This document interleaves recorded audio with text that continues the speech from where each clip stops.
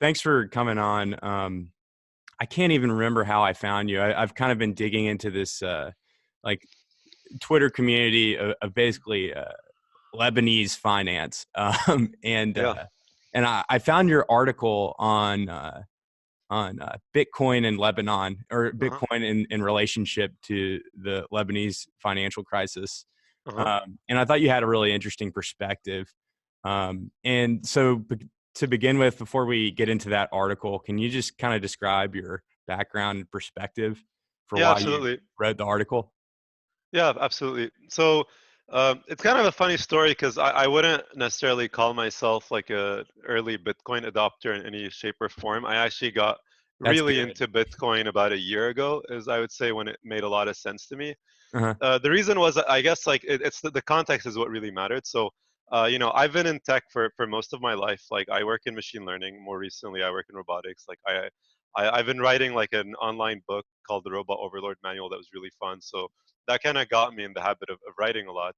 And completely independently, I had picked up like Saifuddin Ammous's book, like the Bitcoin Standard, and it resonated a lot with me because I felt like a lot of the more tech-heavy books on Bitcoin kind of didn't do the technology justice. It didn't explain what I felt was the core value proposition. And to be more specific, I feel like in the U.S., while there is a reasonable use case, for example, for Bitcoin, I would argue it's more of a nice to have Hmm. versus in a lot of parts of the world that I feel it's become like kind of just like almost like an act of survival in some sense, just to preserve your savings. And so the idea there was I had noticed that about 3 months ago I visited Lebanon and I was chatting with some friends, and when I would talk to them about Bitcoin, like everyone just thought I was like insane. They're like why would anyone care about this? Like this is so irrelevant. Like this is not that important in the grand scheme of things. It's a bubble, blah blah blah. What about all the other coins, blah blah blah. But I noticed like this time something was different. Like it felt like a couple of like weeks before I actually landed over the holiday break over December, my friends were asking me a lot of questions about Bitcoin. They were interesting questions. And so I realized like there was like definitely like a couple that they had in common. So I was like, okay, great. Well, let me just like write them all down, and maybe this will resonate with more people. And it did. It was the case, which was really surprising for me. Like I hadn't written anything about Bitcoin in the past. I didn't expect it to be popular either. Uh, but I feel like basically the use case became very obvious because in the past, like 3 months ago, my friends would be maybe interested in Bitcoin because they think like, oh, is it going to grow a lot and I'm going to make a lot of money? So they thought of it as an investment vehicle. But now the conversation was more like, well, like the central bank and banks are making all sorts of weird decisions, and these decisions are affecting like my savings. Like I now can no longer withdraw my money. Like there's a very real consequence to these decisions. Yeah. How can Bitcoin help me? And I think that was the more interesting value proposition for me, and it's kind of what I spent more time thinking about in my article. Yeah. And are you of Lebanese descent?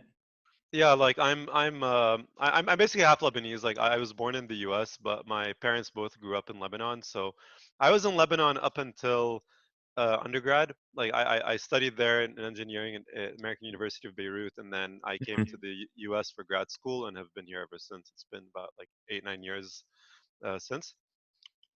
Cool. Yeah. Yeah. One thing I've noticed in trying to learn more about this, I actually just spoke to this guy. He's a part of the nerds group, Uh huh. which you referenced in your article. Uh His name was Mike Azar, and huh. it's very interesting to see the population of Lebanese people outside of the country who are sort of taking initiative and trying to understand the situation and share the sort of financial happenings in Lebanon to a wider community. And it seems like y'all are the people who are essentially trying to um, spread the idea about Bitcoin as a use case, which is very interesting. Yeah, so I will say even like so that group that you're referring to, like they call themselves the nerds, and they were kind of like brought together by this like anonymous account with like Peter Griffin as his like image profile. Like no one knows who this person is or if it's a Yeah. bunch of people or anything. So like I guess like anonymity has like this like appeal. But I will say this, like basically what I found particularly enticing about this group of people is that I remember like ever since like my my childhood in some sense that like you like parents come back from work, like they put on the news and it's like all this like serious stuff, and people are on TV just like waving their hands and talking about like the economy and all sorts of complicated arguments. And what I always found really fascinating was that these people could talk for hours on end, like they could talk for 3 4 hours, and then at the end of it you're like, well, what was their point? Like it's like this, therefore this, therefore this. Like no, like there is no point. It's off more often than not just like a ramble and like a publicity stunt. And what I particularly liked about like the discussion on Twitter is it felt like people had data, they had interesting arguments, Hmm. they were willing to be wrong, they were willing to discuss back and forth. So honestly, I think that's been like the one positive of the crisis, is that like maybe we'll see news stations no longer be as relevant in Lebanon, because it's funny, like I mean, this is somewhat true in the U.S., but like back home, it's the way it works is like different news stations are straight up owned by different political parties, Yeah. and so you've like basically I was having this discussion with my parents where I'm like, well, you do realize you've basically been listening to propaganda for like the past 30 years, and like they kind of were mind blown. I think that resonated more so with my mom than with my dad, but Uh-huh. I think the fact that now you do have interesting data points, it makes the discussion a lot less about like complex things like geopolitics, and makes it a lot more about like, well, how much money do you have, how much money are you spending, like where's the money. So it makes the discussions more boring, which I think is a huge plus.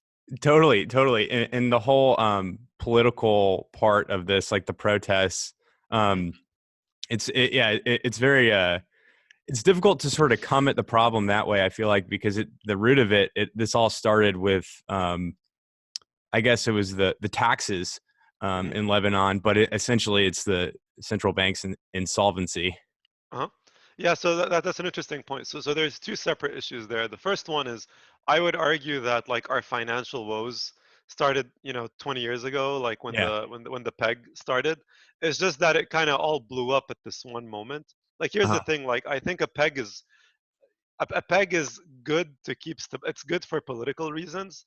It's not so good for financial reasons, and that Yeah. like if your currency is getting devalued, that tells you like, look, something's going wrong, we should fire these ministers. But instead what happened here, it's like we've had bad decisions for decades, and now it's kind of like all blown off, and it's a bit too much for people to handle. Yeah. But yeah, like the WhatsApp tax was interesting because it wasn't that much, it was like $7, and people lost their shit uh because like everyone, like all businesses like back home now use WhatsApp. Like I literally went to Sur, which is like a larger uh like cultural city in the south, and you could order a shisha via WhatsApp. Like it's kind of like businesses have adapted to using this. Yeah. Everyone uses it because text messages are very expensive. They cost like 11 cents a message. Uh, uh, and so WhatsApp is the way people communicate. So it was kind of I think, a very stupid political decision to try and tax it. That said, I believe people are going to lose a lot more money now, like mm, out of what's happening. Uh, but yeah, like, but basically, it was interesting because the core message of the protest was like all of them means all of them, which means like it's not like, oh, my guy's good, your guy's bad, blah blah blah. It's like, no, like we just want to get rid of all of them. yeah. And that may not be like a good strategy in the long term, but I guess what I really loved as part of the diaspora, where it's like, well, I would like look at different videos on Twitter and Instagram, and you'd see people from like really all over protesting. Like it made me feel that like, well, we're not all that different. Hmm. uh, I think what ends up happening is like back in Lebanon, like religions are I would they're more like an ethnicity more than a belief.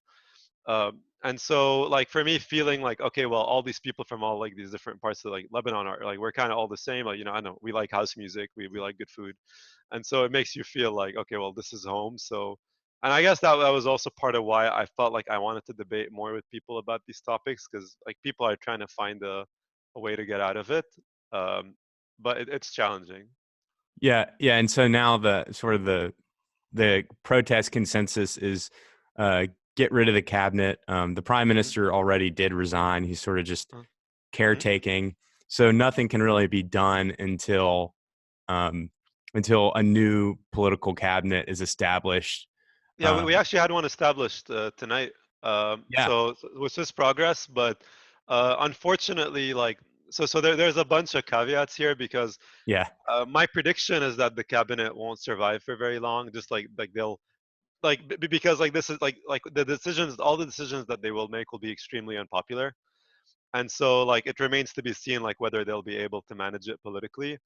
And the other is that it does feel like a sort of homogenous cabinet that's mostly owned by a single political party. And so I don't know if that's sustainable long term or if in the short term it means they'll be able to get more done. I guess we'll wait and see. Like I think I'm pessimistic, but I'm gonna, give it the benefit of the doubt and just see what they do over the next couple of weeks. yeah. I mean, the hard decisions point you made is very sounds very true to me. Just given that um, they have like somebody has to take the loss of Mhm, what the central bank has incurred, and figuring out who that is and how to like sort of like recorrect the economy is like mhm. it's going to take some hard decisions. Yeah, like basically there's a couple. Like let's say with, like the lira will probably crash, Hmm. and that's extremely unpopular. Excuse me, that's extremely. I'm hoping we can edit just the burp out. Yeah, But yeah, like, so so like so yeah, so letting the lira crash would be extremely unpopular because it would reduce the purchasing power of everyone back home. So like it means you can't pay for rent, you can't pay for bread, like and if you like miss a couple of meals, like all of a sudden, like it's not surprising that you've become violent. And on the other side of the spectrum, if you're wealthy, like there's been a lot of talks around haircuts, which is yeah. like the main idea is you just take a fixed chunk of people's deposits, like let's say 30 to 70%, and you're just like, okay, well, we take this money now, do whatever you want with the rest. This can be done in several ways, which is, I think, an interesting thing because people generally think like, oh, like if I just tell you like I'm gonna take 30% of your money, you're gonna get really mad at me. But if I tell you, hey, I'll return all your money in 2 years, because of inflation, I'm effectively doing the same thing, but it's more politically palatable. And so I wonder like what this cabinet will end up doing. But regardless, I think smart people won't be fooled. Like they know it's gonna happen anyway. It's probably unavoidable, but it is still frustrating to think like think of it from this perspective. Like if the narrative will be something along the lines of, well, the government made all sorts of poor decisions, the central bank supported them, and now people are paying for that debt with their deposits. Like that's just not a palatable statement in any shape or form, but it is the reality of what's happening. Yeah, yeah, it's um I was gonna say it's screwed up, but I mean it's the reality as you're Yeah. pointing out. Um, but so like back to you visiting over the holidays, what kind of questions were your friends asking you? Yeah, so I think the most basic one was like, is it legal? It was an interesting one I found. Yeah. Um, I think like that's an interesting one because if you were like, let's say, a Lebanese bank, then it's actually illegal for you to hold Bitcoin in your reserves. As Mhm. to why that's the case, I don't know. I don't have that insider knowledge to say. I just know that it is the case. But like, I mean, it like so yeah. So I would tell them like, yeah, it's legal. You can do it, and then be like, okay, well, how would I buy it? And that ended up being way more complex than I expected because I thought like, hey, like maybe they could just download Cash App or they download like Coinbase, like they go to Coinbase or whatever, and they just buy some. Turns out all of those like exchanges expect like a U.S. bank account. And so after all of this, like I went through like then there's like one called Rain Financial that I got in touch with. They're based out of Bahrain. But the issue there was that they said, well, we don't take Lebanese liras, but we take like let's say I don't know like dirham. But the dirham, I would basically equate it to a dollar in some sense because if you can print oil, if you can mine oil like just like I don't know what the word is. If you can take oil out of the ground, then it effectively means you can print U.S. dollars. Mhm. And so like you can keep a peg, you can do all sorts of stuff. It means your currency is stable. But in our case, you really can't. Uh, I guess like like another question was around the like volatility. Yeah. So sorry before volatility. So um, basically, like what I realized quickly was that the only way to really purchase Bitcoin in a reasonable way back home was for someone to pay you like US cash, and then you give them Bitcoins that you would have purchased with, like, let's say, an American bank account, Hmm. and then they give you the cash, and then you go back to the U.S. with this cash. But then there's all sorts of issues there. Like if you go with back with more than $10,000, you need to declare it. Like it becomes in this weird position where like I would only really do it for my friends and only then for small amounts. But Hmm. like, what if you're someone with like $100,000? Like, what do you do then? Like then then it becomes trickier to figure out how to Yeah. deal with it. And how does Venmo play a role in that? Can people in Lebanon actually have a Lebanese based Venmo account?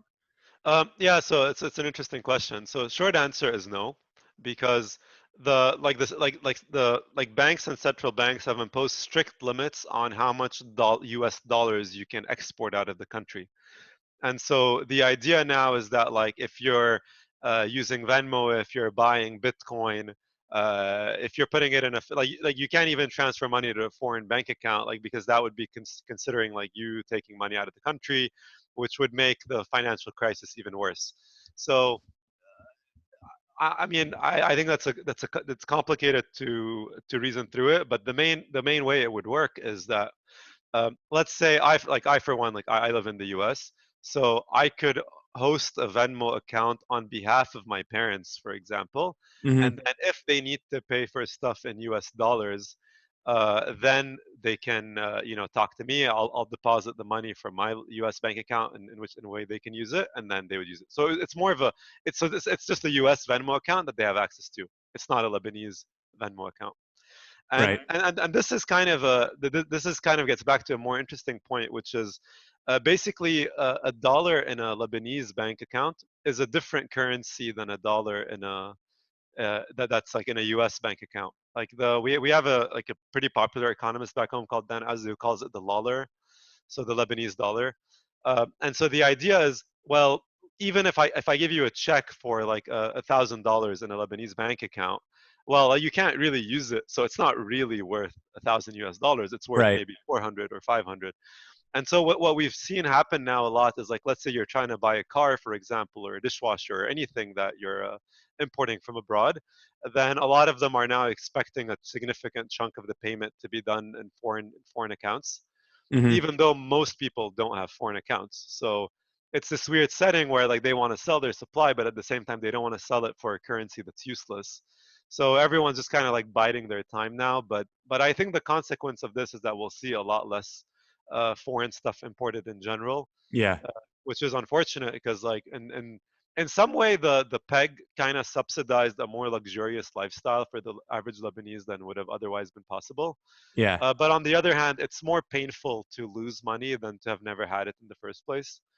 So I kind of I understand both sides of it. I think if it was like if your purchasing power slowly eroded over 20 years, I think that's okay. But if you like all of a sudden you're rich now you're poor, or now you're poor but you're completely broke, I think that's like less palatable.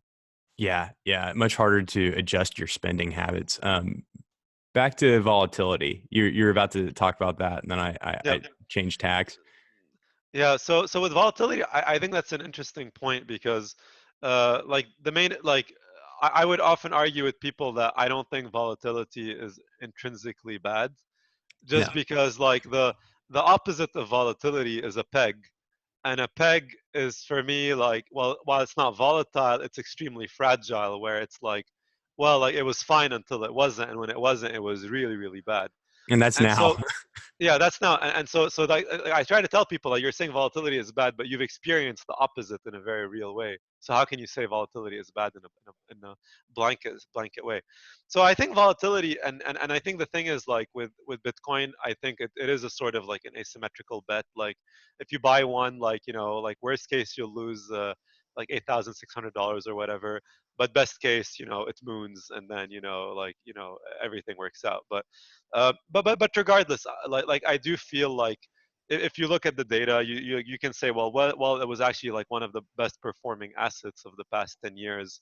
So how can you really call it a risky investment? And I would argue then, even like, let's say if you compare it to stocks, like, well, you can't trade stocks 24/7 because the market closes and blah blah blah. So there's at points where it's not volatile, but it is actually volatile. It's just that the volatility is not transparent. Hmm. And so that's one of the points I make in my article, where like, let's say, you deposit your money in a Lebanese bank or a US bank or whatever, and then you as a depositor are not, you don't know what the risk associated with your deposits are, like whether they have 10% of your deposits, whether they have 90%, you have no idea. So it is in fact volatile as well, as seen by crashes. Is just that you don't observe it. So I Yeah. feel like with Bitcoin, at least it makes me comfy to be like, well, like yeah, it is volatile, but over time it's growing in value, uh, and so I'm fine with it being volatile. I think it's more transparent. And for me, it doesn't bother me personally, but it definitely bothers friends. So it's something I have to like kind of work through them with. Yeah, I mean, and from that perspective too, it makes sense. It's just like another. I mean, let's say, I mean, it's just volatile in a different way, Yeah, um, as compared to your bank account. So it's not a bad idea to sort of try out both ways in case one crashes. yeah. I mean, if anything, like Bitcoin is far more liquid too. So like it Yeah. depends, right? Like if you have $1 in a U.S. bank account, like that is still highly liquid. And which is why I would argue that like the use case, like it's kind of what I said before, like the use case for Bitcoin in the US is there. Like I think there is a strong reason why Bitcoin should be a thing in the US.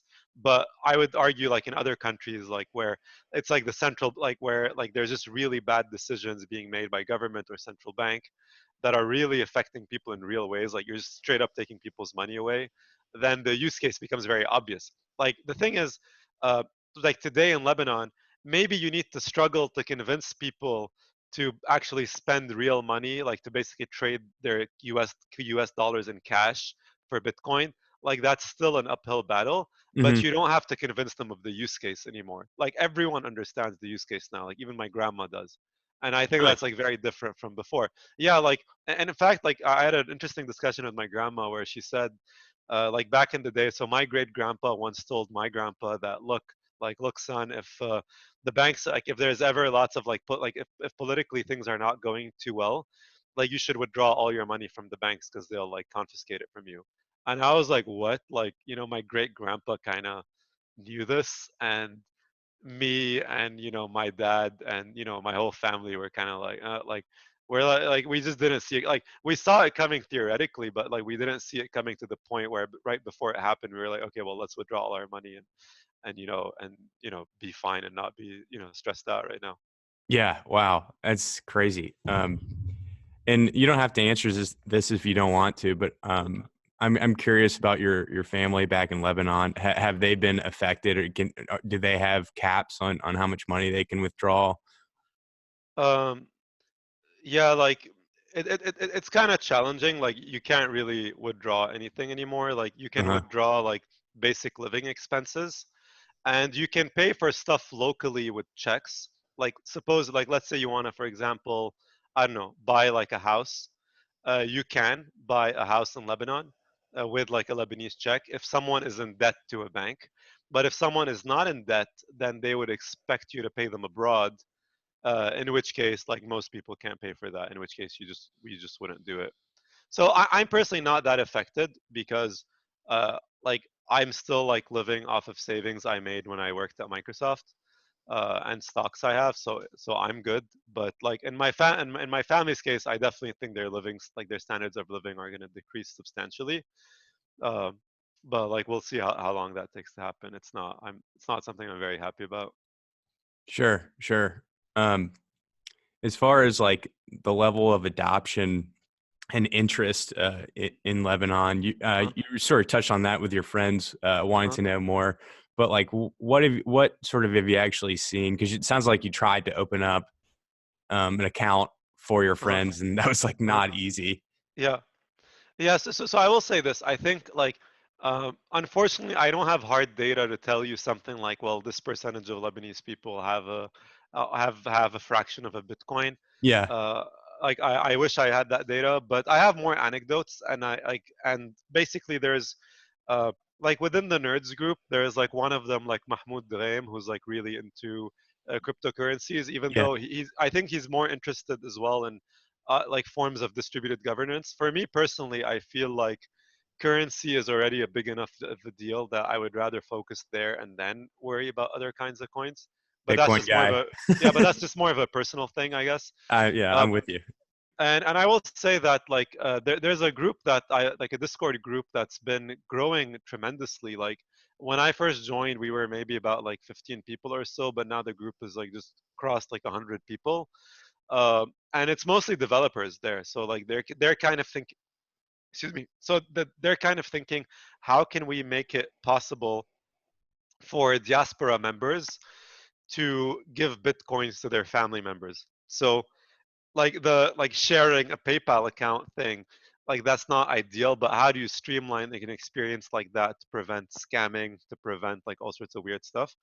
Because I think like the interesting lesson to draw for me was I kind of looked to Venezuela as an interesting case study of what could happen Yeah. to us. And you definitely see in like in Venezuela, you see a couple of things happen. Like one, uh, like uh, like crypto, specifically Bitcoin, boomed. Uh, Online banking and foreign bank accounts boomed, and then scamming boomed Yeah. because in financial crises, the scammers don't view themselves as scammers anymore. They view themselves as survivors.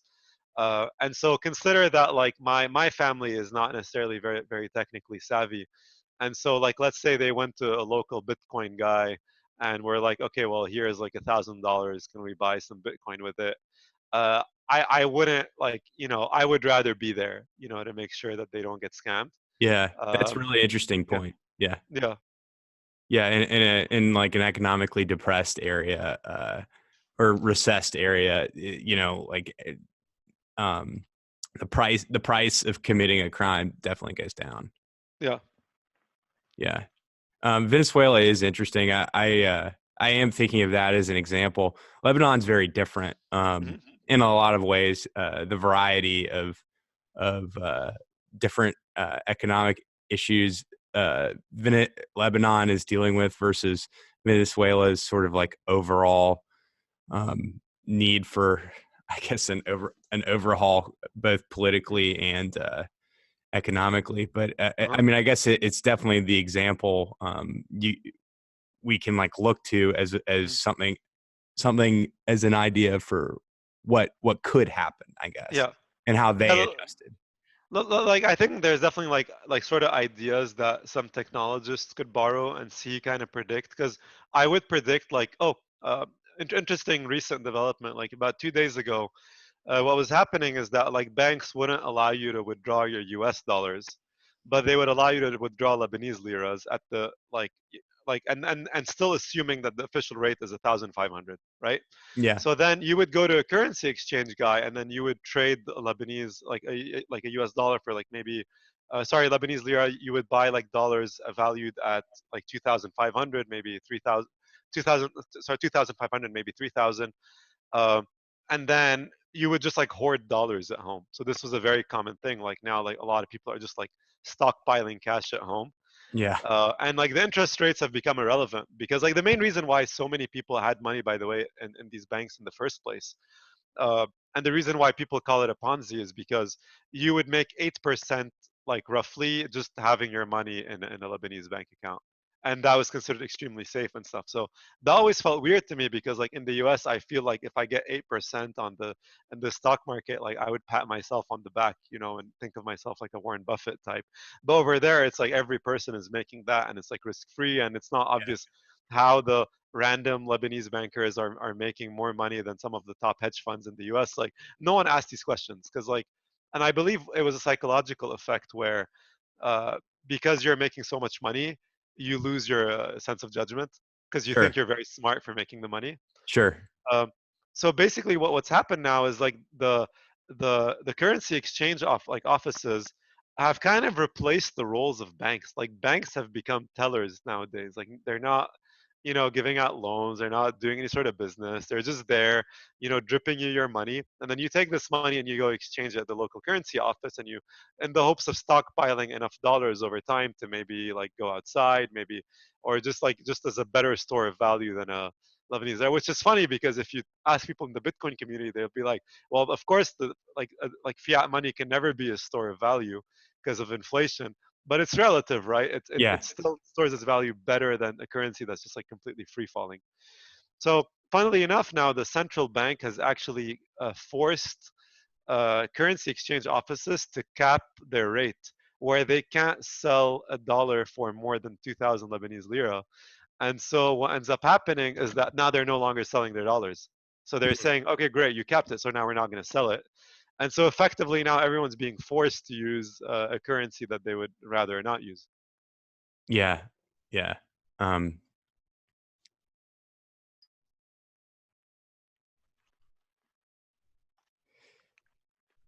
you said a lot of like interesting stuff. I mean, I guess the one thing too is that the great interest rates were set by sort of as a trickle down effect from the central bank because they needed foreign dollars to pay for the imports.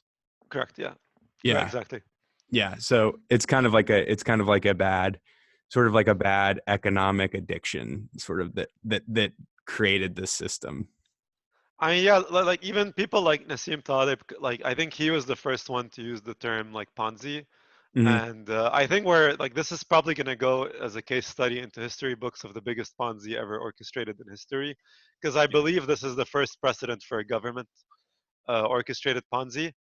That said, if you ask people in government, they won't call it that. They'll say like, well, like, uh, like to his credit, like I mean, I think like the governor of the central bank, like the government did tell him like, well, you need to stabilize the currency, and so if that is your goal, he did make the correct decisions. But Yeah. I think still, like, given that you know what's going to happen further down the line, people should have questioned how valid, how important it is to actually stabilize the currency. And I know like all sorts of people talked about it online, but uh, definitely it's not like now. Like now, like we've kind of gotten in this position where like economists have kind of become like news station celebrities, and everyone's saying like, "Well, I told you so. I told you so." Maybe they did, but I feel like I don't know, like I just wish those people had stronger voices like before the crisis. But Yeah. then again, no one would have listened to them as much. Like before, like even like before, no one cared all that much about finance. Now everyone back home is becoming very financially literate Yeah. because like they realized, and this is something I actually tell my friends. Like, let's say you work at a job for 30 years. You're going there for at least 8 hours a day. You're working your ass off, but then you don't spend. And you're doing all of this to accumulate money, but then you don't spend like at least a month of your life understanding what money is. And I think that's just kind of like a failure of like education system and like failure of prioritizing because like you work all this time for like this asset and you don't even know what you're actually getting. Yeah. uh, Yeah. It's definitely a happiness limiter. The Economist comment you made. Have you ever? uh Do you watch South Park? I do, yeah. The Like, character Captain Hindsight, yeah, of course, he like yeah, yeah. flies in after a crisis and says what's uh wrong. Even like the and it's gone meme has become very popular back home, like with Oh the yeah. banks. It's like, oh, like, I'll just put this in this thing for you and like blah blah blah. uh So here's the thing. I think that like the optics really mattered because if you go to like so for the longest time, the like banks were kind of like the stable business of Lebanon. Yeah. Like being a banker was great. Like their offices were beautiful. Like the service was top notch. Like you walk in, they'll make you coffee. They'll like humor you. They'll laugh at your bad jokes. So there definitely was this culture of like really valuing the customer. But now it's like very different. Now like you're coming in and you get a number, and like you have to like beg for some money. And if you ask for a bit more, they ask you for why. And even if you ask for why, they'll say no. They'll laugh at your explanations. And like definitely like now there's like a lot of videos of people getting very angry at banks. Like people are like destroying them. Yeah. People are yelling at them. Some guy walked in the one in a hatchet. There's a famous one of a guy like just kind of like jumped on top, like climbed up on a car and then just like started jumping at soldiers. But it's a bad look, right? Like now, if you go to a bank, like they're empty after like 2 3 p.m. and before 2 3 p.m. like there's just like the military there. Like that's not a good look, like that doesn't instill confidence. No. Um, and so I don't know, like, and I would even argue that so the banks, like, I don't know who made the decision, but I think it was a very poor decision, where the first day the protest started, they decided to close the banks because they were afraid of a run.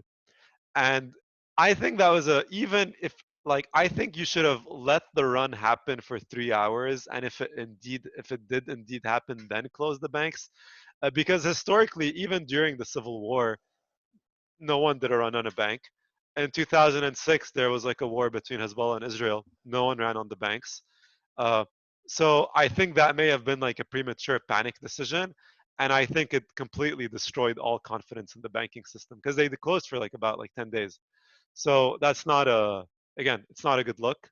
I think in retrospect, like I wonder who made that decision. I think they should probably get fired.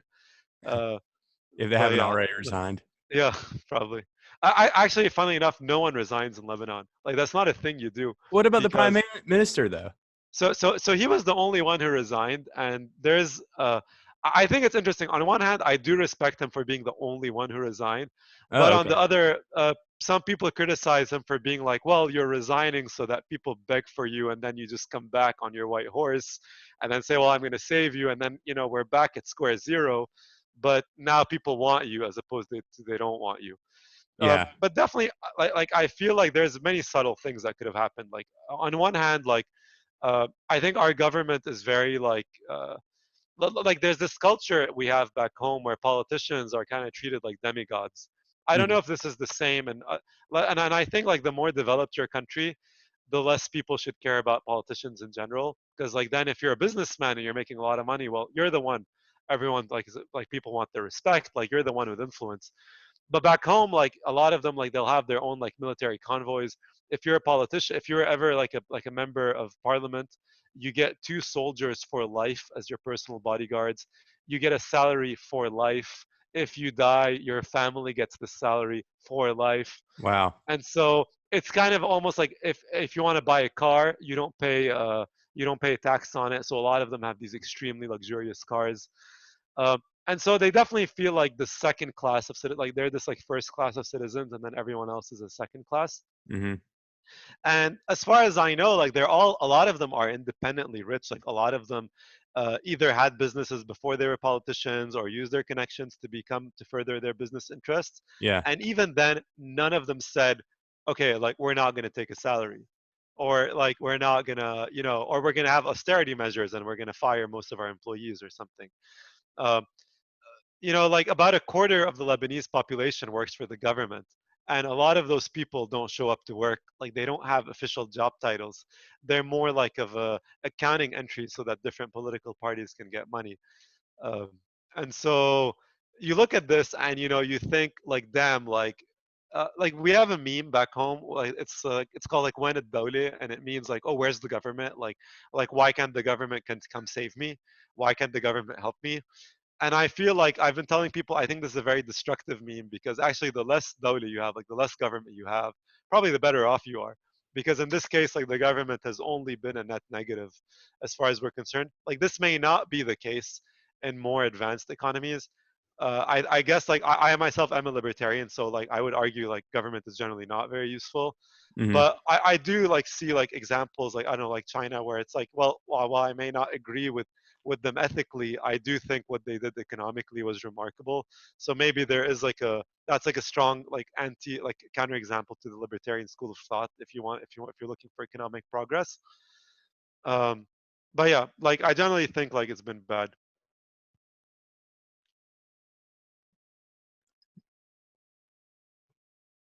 Yeah, that was a lot. Sorry. Yeah, Uh, it's a lot. No, it's really good. Um, yeah, I mean, I don't claim to be an expert in this topic. I learned about it basically over the past month or so. Um, but it has been fascinating, and actually understanding from people who have like been in the country and outside to have both perspectives is pretty awesome. mm. But so right now, uh, what do you think is like the most legitimate use case for Bitcoin in Lebanon? Yeah. So I think here's what's going to happen. Right now, people are trying to survive. So that means is that like, let's say I have $100,000 in the bank. like maybe I don't have $100,000 anymore. Maybe now I have 50, but I just want to preserve the value, right? So this is what I would call like the survival scenario. Like, so after that, like let's say now you have your money, and now you're thinking, well, like I can't get like I can't put it in a bank. Like I can't put this, like I can't get interest on it. So with inflation, it's gonna just eat up my savings. So if I want to retire, like cash isn't ideal. And so that's kind of where I see it as. Like I see it as a store of value, as a first thing. And then I also see it as a medium of exchange, but I think that's a more subtle point, which I'll dive into right now. So basically, a lot of criticisms, like, and I have this discussion with a lot of people on the Project Diaspora Discord group that I mentioned, where people tell me like, well, we should go to malls and convince them to accept Bitcoin, right? And so I think that's fine, but I don't think that's the main bottleneck, because I think what's going to happen now is this. Basically, most of the big businesses in Lebanon are like import businesses where like you get fancy clothes from abroad, you get fancy cars from abroad, and then you sell them at like an insane rate, and people are willing to pay for it. So a lot of these people got very rich this way. It's a very sustainable business. It's an easy business. There's always demand for this stuff, like alcohol, like fancy alcohol from abroad, fancy clothes from abroad, iPhones, all of this stuff will will exist. But what's going to happen now is that because like if the peg goes away, and if dollars become a lot more valuable, then people aren't really going to be able to afford this stuff anyway.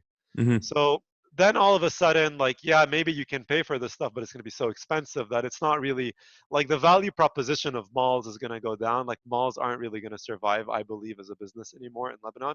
Yeah. So instead, I believe like we're gonna head to a more like a sort of barter economy where it's like, well, like I can buy stuff from you, or like I can buy a service from you. Like let's say I'm a programmer and someone wants to buy my time, and so they could pay me.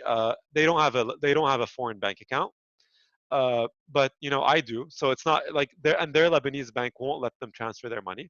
So now like they have new money. Like so now you're making money, like that's not already in the okay. So this is kind of a depressing fact that I've told people on Twitter, but like Bitcoin is not going to help you withdraw the money that's stuck in a Lebanese bank account. Of course not. Yeah. Okay, consider it gone. That's very extremely depressing. It makes me very sad. It makes my parents furious, but it's just the reality of it. And so great. So now you're making new money. So you're young enough. You're making new money. Either you're selling your services, or you're selling a product, or you're doing whatever. So how do you? And like a good use case, my sister who's actually an artist. So like no one's gonna pay her in US cash anymore, but like they could reasonably pay her, and they're not, and she's not gonna accept money if it's deposited to a Lebanese bank account because she doesn't Sure. have access to it. So she's gonna say, well, pay me to my Bitcoin wallet, and I think that's where it becomes very interesting. I think the killer app for Bitcoin is avoiding capital controls. Yeah. And that's where I think it can really thrive as a medium of exchange. Plus, it has this added benefit of like, well, you have a low time preference, and you just have money. Well, now what's happening to a lot of people is that, like, let's say you're rich, and you're thinking like, fuck, like my money is gonna go away anyway. So why don't I just take my money and buy an apartment with it? Okay, but here's the thing: everyone's doing the same thing. So apartments are actually vastly overvalued today in Lebanon. Yeah. So what's happening is you have like let's say you're rich, you own like 4 or 5 apartments. Those apartments are going to crash because once you come to sell it, there's not enough demand. Like there's not enough diaspora members coming back to Lebanon, being like, hey, I want to buy like $1 million apartment. Like these people just are not going to exist. So then, even though you thought your apartment was worth $1 million, turns out it's worth like 200. And so you thought you were making a good investment in real estate, but effectively you were not. So even real estate, I think, will not be a good store of value. And so that's where I think assets like Bitcoin and gold Hmm. will be really valuable. I've even had discussions with one of my friends who sells jewelry, saying that he believes diamonds are a better investment because they're smaller and more portable. Hmm. I think in that case, I believe Bitcoin is better, but I guess I know that's a longer debate. I personally believe more in Bitcoin than gold just because it's so heavy, Yeah. and I think it exposes you more easily to theft and stuff like Let that. yeah, yeah. Bitcoin has more security Yep. and volatility. I So guess. so so here's the thing. Like so let's say the country, let's say everything becomes worse, right? And people get really desperate and they feel like they need to steal to survive. They can't steal from politicians, because the way politicians live is that they essentially have fortresses in the middle of Beirut. Like Citadels. it'll be like sort of like exactly. It's like you need to go in, and then there's like a second entrance, and then there's military, and then they have their personal guard, and then maybe the money is not even there. Maybe it's in a Swiss bank account. Maybe it's somewhere else. Maybe it's not even in their names. So you can't physically steal from them. So who are you going to steal from? You're going to steal from rich people that have no political influence. And if those rich people just have like a bunch of gold in their apartment, it doesn't matter if you have a safe. They'll just put a gun to your head and just tell you, give me your gold. So that's all. I really like the idea of honeypots and Bitcoin wallets, where you can be like, well, like sure, like steal this amount from me, but maybe I actually have a lot more, and you're not going to know how much I have. I think that's a very powerful value proposition as well. But yeah, like I think people are gonna value survival first. I think then they're gonna value growth a second, and then medium of exchange third. It's just that they're not there yet. I think right now we're still in the panic mode, and maybe even in the denial mode, where I've even had discussions with some friends of mine where they got very angry at me. Like they're like, you're such a downer, and just stop. Like you're making us depressed. Like this is not helpful. You know, and I'm Yeah. kind of like, I agree, I am a downer, but it doesn't mean that this is not going to happen. And it doesn't mean that you shouldn't at least educate yourself about what online banking is about, what Bitcoin is about, what gold is about in the meantime, because let's say you lost your old money, like you don't want that to happen to your new money. Like you'd be a fool if this happened to you twice. Yeah. And in fact, this is one thing banks are saying now. Like, well, if you have new money, they won't put capital controls on it. But like, who the fuck's gonna trust them at this point? Like, it's kind of like, 'cause you're like, yeah, sure. Like, I'm totally gonna deposit my money. Like, hell no. Like, you're not. Like any reasonable person wouldn't. So, so yeah. Yeah. Yeah. It's interesting to think about the stages. Um, do you see any sort of use for cryptocurrency lending applications? Uh huh. Yeah, I think I would maybe put that as the fourth priority, Not there just yet. Yeah, because, yeah, like definitely. not there yet, just because like I think right now everyone is hoarding cash. Uh-huh. No one is spending jack shit. People are buying jewelry, people are buying real estate, like they're buying the least liquid assets you could probably think of, and then they're just holding on to them, and they're just like waiting it out, and like they're waiting to see what's going to happen. I think lending will be more relevant once, uh, once things really crash, and then you have a new wave of people thinking, well, how can we rebuild this economy? And is the upside worth it? Like, let's say right now, I personally don't feel like it's worth it. Like right now, for me, for example, it wouldn't make sense to go back to Lebanon and try to start a software business. Yeah. But maybe in 5 to 10 years it would. And in which case, like let's say I've generated some wealth in the U.S. and I see some really promising talent. I think we're gonna see a boom of VC, like kind of angel investing. We're gonna see a boom of like small scale lending platforms. But at this point, it's not obvious how you would make your money back. And even then, if you did make your money back, if you're putting that money back in a Lebanese bank account, like that money is not worth much. So if anything, now people are just hoarding assets, and I don't see people spending money at all. And in fact, you see this, people's spending behavior has changed. Like if you have cash, you're not spending it at all. You treat it like gold.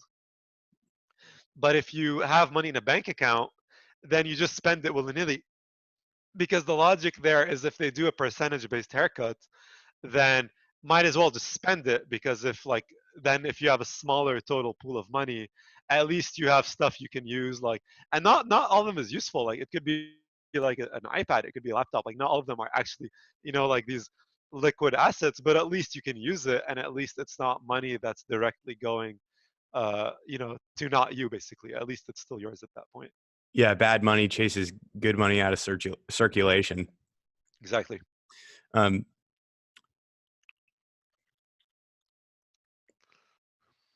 so the central bank currency, Uh-huh. that's also a conversation topic. How much do you know about that, and like what do you think of it? Like the peg, or the central bank's liquidity.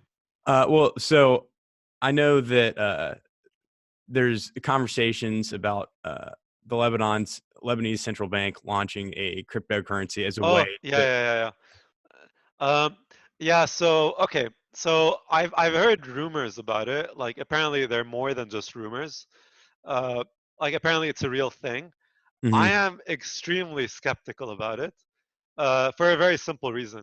Like I feel like uh, why would people use this over Bitcoin? Well, they would only use it if they were forced to, in which case it tells me it's not good for the consumer. So that's kind of like the logic I take there, Yeah. where I think it makes sense. Like I would expect because I know China is like pioneering their own digital currency. I know the US has been talking about it. I saw some rumors on the news. Uh, Effectively, the dollar is probably already a digital currency at this point. Like most of it isn't like is numbers on computer screens. Mhm. Uh, I think it makes like okay. I think for the central bank, it makes sense from their perspective to exactly control the supply more Yeah. and to better understand how the money is being transferred. So I think it would help them, figure out like, well, how many people like what are imports versus exports, figure out like money laundering, Spending uh, habits. Yeah. spending habits. But from the consumer perspective, I can easily see this devolve into like a dystopian nightmare, because I feel like what could easily happen is something like, well, we'll audit you very rigorously if you're not a politician, but if you are, then you do whatever you want, and I think that's very dangerous. And so again, like my answer to those discussions is why not Bitcoin? And I think that like the why not Bitcoin would mean because well maybe we don't need a central bank anymore, Yeah. and then it's no surprise that the central bank would be opposed to it. Whether a digital currency would be better than our paper currency, maybe not. I think like we already like recently we printed like a whole boatload of like liras to, and so the rumors there is that they would lirify people's accounts. So like let's say even if you have US dollars in a bank account, that they will tell you like, well, sure, you can withdraw them, but you can withdraw them in Lebanese pounds. But Yeah. then they also say, well, you can't transfer them. So effectively, they're doing a form of haircut that's more convoluted because they're giving you a less liquid and less valuable asset Yeah. in exchange. Um, so I don't know. I'm extremely skeptical about it. Like just because I feel like I don't think it's going to benefit people. I think it's going to benefit the government. Maybe that'll solve some political problems in the short term, but even then, I'm skeptical as to whether this is the solution. Yeah. Well, those are all my questions. Thanks for coming on. Thank you so much. Dave, this was amazing, so I really appreciate your time. Like, Yeah, yeah, dude, yeah. I love the conversation. same Um, here. yeah, so like I had spoken to one of the nerds about Mhm. sort of the macroeconomics of the crisis, Huh? but I did not have a clear understanding of Bitcoin in Lebanon or how Huh? difficult it was to start accounts or anything like that. Huh? And you're really well informed and have pretty good experience to explain that stuff. So this has been great. I mean, so I'll probably like I'm not even though we're still recording, I probably won't use any more of this. But Huh? I was curious about your robotics Oh background yeah. too. Yeah, Yeah, like sure. So basically, so I had a job at Microsoft, and then it was kind of cool. Like I think I was paid really well to kind of do whatever, and at some point I started feeling like my impact was very low. I felt like I had very little control over my own destiny in some sense of or like what yeah, I wanted to learn and the kinds of people I wanted to meet. And so what I realized is that like writing online has been for me like one of the best ways to make friends. If anything, you see, like I had all those ideas from my Bitcoin article in my head, but because I wrote them down, I got to meet someone like you. So for me, that's already a big win. totally. So the robotics book was a similar idea where I was working on my own company, and basically I realized while working on it that there was a lot of research that I was doing that I would kind of forget over time because it was getting very complex and very hairy. And I would meet a lot of researchers online between Twitter and Hacker News, and we would share these ideas, but then I would forget the discussions. And I had notes that totaled like over 200 pages at some point, but they were kind of useless notes. So at some point I was like, okay, well, I really need to clean this shit up and stuff. And so I ended up like deciding like, okay, well, these are the topics that I think are the most important, that I understand the best, and I wrote them down in an ebook called the Robot Overlord Manual. And so the book ended up becoming far more popular than my startup ever was. And it let me meet way more interesting people than I ever have in my life. Like, I think some of the most interesting people I've met in my life have been through writing this book. And so for me, like, that's definitely something like I'm gonna, stick to, because I feel like writing online has been one of the highest leverage activities I've ever done in my life. It's I true. feel Yeah. podcasting similar, because like you get to meet whoever you want as Yeah. like as an excuse and be like, oh, be on my podcast, and you just have a cool conversation, like, and so it's something I want to do more of. And then robotics, I think, is at this point where it's still like people think that it's hard. Like people think that like, oh, like you need to be like really smart, or you need to have a PhD or whatever to do it. These are all lies. I think people say to feel better about their degrees. I think the reality is that like it's totally possible for you to start building robots at home. I think there's a few software tricks that make it easy. There's a few manufacturing and electronic tricks that make it easier. And so I'm definitely for building more robots at home to automate away all boring stuff in the real world. That way you can work less and you can focus on more creative aspects of your life. And yeah, so at this point, like, because of like the crisis and stuff, like cash is kind of valuable to me. Like, had the crisis not happened, I think I would have remained without income for another 2 years easily, Uh-huh. and just kept on doing this stuff and have been really enjoying it. But at this point, I think it's valuable for me to make income. So that's why I've actually been looking at more robotics centric jobs where I feel I could learn a lot, make friends that do this kind of stuff, and then keep on writing. And Hmm. I think that would just give me more time, because this is like, I feel I have a very low time preference, even career wise, where I view things as, well, I don't necessarily have to be the world's greatest at robotics by next year, but if I'm one of the best in 10 years, that's already a huge win, because there's just so much stuff to learn about and so many interesting problems. Yeah. And it's kind of like, I think people have been talking about machine learning and big data for the past 10 years a lot, Yeah. and the value of Blockchain it. too is in there. Yeah. Exactly, and I feel like robotics will be in a similar position where, in retrospect, it'll be very obvious that this was very easy. But now it's kind of like, well, there's a bunch of early adopters willing to go through the shitty tools, willing to go through the badly written libraries, willing to like go through the bad tutorials and the badly written textbooks. And so that was even the idea for my book. Like I can show you, like I have a couple of hundred books here at home. They're all, a lot of them are robots focused. Most of them are really, really bad. Like they just like throw math at you and expect you to understand the motivation. Yeah. And like one of the things I like to do is to say, well, like before I inundate you with abstract algebra and topology, like I should at least be able to tell you why you should care, and then it's up to you to go through it. So for me, like Bitcoin was something similar, where uh, I believe that like having like having a currency free from control is very valuable.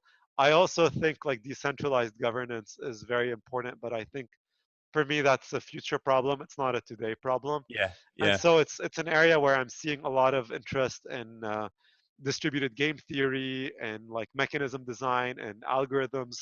Like like let's say you're building an algorithm for a problem, but then the entities in your algorithm can lie because they don't want you to use them or something like that. So I've actually been working on a shorter book that would be more about what I call like distributed governance. I'm still trying to come up for a name for the book, but Yeah. that would be a much shorter book. Like I'd say like a 50-page book, and I'm pretty pumped for it. But it's something I'm gonna do. Like my goal now is to just get a job. So if that's done by February, March, then I think in my spare time I'll be working on that book full time in my spare time. Hmm. And it's something I think because I've been seeing a lot of interest in the Bitcoin community, Yeah. but I haven't seen anyone in the Bitcoin community write a readable game theory book that kind of makes everything relevant. So I think that would be invaluable. Like it's kind of like the book I wish I had when I started. So that's usually the philosophy I take whenever I think of writing a new post. It's like, what Yeah. did I wish someone else wrote? Yeah. That's exactly what I think makes good content. Yeah. I mean, I'm always interested in trying to dig into like a game theory example for beginners. I mean, Uh huh. because it's in a lot of ways, game theory is one of those funny things that like we're constantly encountering every day. But I think a lot of people hear about it and it sounds abstract and crazy and John Uh-huh. Nash and oh my God, Uh, yeah. but honestly, I think I've been really wanting to bring someone on the show to talk to them about have them explain just like a simple game theory Uh-huh. problem in Bitcoin or like finance more broadly. So if I'd love that actually. Like yeah, I think like we know each other. I really enjoyed this talk, so I'd love to do more. yeah, Just like be patient with me because of the interviews. Like I literally have jury duty sounds tomorrow, so I'm kind of like like I have to deal with this shit now and then. But yes, 100% yes, and I think that any of the chapters that I would have in that book, I think would be very interesting to you. yeah, Some are softer. I don't know if you're interested, for example, in like hearing more about rhetoric, for example, and stuff like that. But I think these are topics where I've noticed that there is very little under like okay, so it's like I mentioned rhetoric because uh, like there's this meme back home that oh all our politicians are idiots. And I always found that to be a kind of a dumb meme because I'm like, how can they be idiots and ruling you for 30 years? yeah, You're the idiot, yeah, you know? So, and it's like, well, like, so if their skill is not logic, what is it? And like when I thought about it a bit more, I was like, well, it's rhetoric. And I saw like, and I think it's similar with Trump. Like a lot of people yeah, call him stupid. I feel like that's very far from the truth. I think as a rhetoric person, I think he's almost like a demigod and how good he is at it. And yeah, I think it just comes down to like just understanding what a person's actual skill is. Because if you don't understand it and he's ruling you, then you know you're the dumbass, not him. yeah. That's actually a great. That's really interesting. Yeah, Yeah. yeah. I mean, I have like I usually do an interview a week, and Uh-huh. I'm kind of booked up for the next two Uh-huh. months. That But that's that, that that's perfect actually. yeah, just Uh, reach out to me. yeah. Maybe when you get some time to do more of Uh-huh. the writing, and Uh-huh. I'd love to schedule a time to have you on the show to talk through some of these ideas, or maybe you could send me a few or some of your Awesome. writing, and I could I pick mean, out. like what I'll do is I'll send you the list of articles. You pick which one's cool, and we'll just talk about that. Like, Yeah, makes it'll yeah, make your that life sounds easier. cool. In the Disapera Discord group, Project Huh? Disapera. Huh? Let me Um, send you the link right now if you're Yeah, interested. please do because Yeah. I'm really interested in that. I'm really interested in hearing and watching Like this. the real time discussion. Yeah, in this group, and if this group manages to create a way to give Bitcoin to Here. families in Lebanon, Huh. that's incredible. Yeah, like I think this has been my favorite online forum to talk about Bitcoin, just because uh, like you know I would love to be having conversations with people like Nick Szabo and Saifuddin all day, but like I think Yeah, they're too famous to care about me. So this has been like these are more peers for me, right? Like they're people in a similar, like a lot of them are techies, a lot of them live abroad, a lot of them have thought a lot about this, and I found that even there's a lot of people on this group that I disagree with very strongly, but I yeah, still find their arguments to be extremely solid. And so it's in a forum where I'm often proven wrong, which has been very valuable for me. yeah. And a lot of times, I don't know. Some of those people who are at the top too, who you hear the most from, have the least new things to say too. You know, so there's Well, definitely yeah. some. I mean, what is it like? Fame. I can't remember what it is. It's like fame breeds, um, like inaccuracy or something like that. Yeah, like I think you maybe end up in a reality distortion field where no one challenges your ideas anymore. Yeah, Where like if Nick Szabo said something, I would really think very hard about disagreeing with him. yeah, But if it was just like some random dude online, I'll call him an idiot, even if I haven't really yeah, thought the entire argument through. So definitely, I think there's like a runaway leader effect. But to be fair, like one thing I really like about the crypto community is I feel like the memes and then the I found it to be a community that's like very willing of you know kind of explaining stuff to people very slowly and very carefully, and hmm it's a community that's like very willing to learn, and it's not something I've experienced in the past. So for me to have really made friends completely online, it's kind of like, well, I wish I started doing this like 10 years ago, because it's yeah, like I don't know, 10 years ago most of my friends online were people I met in the real world. Now like yeah, most of my friends online are people I've never met, and I think yeah, that's amazing. Like yeah. It's so true. It's so true. Yeah. Well, anyway, man. Thanks a lot. Thank you. Same I here. appreciate it. I'll keep you posted about this, and down the road, send me some stuff about this game theory Uh-huh. governance book you're thinking about. Uh-huh. Absolutely, will do. Well, I think you'll be the first person I send it to, so Thank you. it's gonna Yeah. work out. All Thanks a right. lot, Dave. Appreciate your time. Yeah. Take care, Talk Mark. to you soon. Bye. Bye.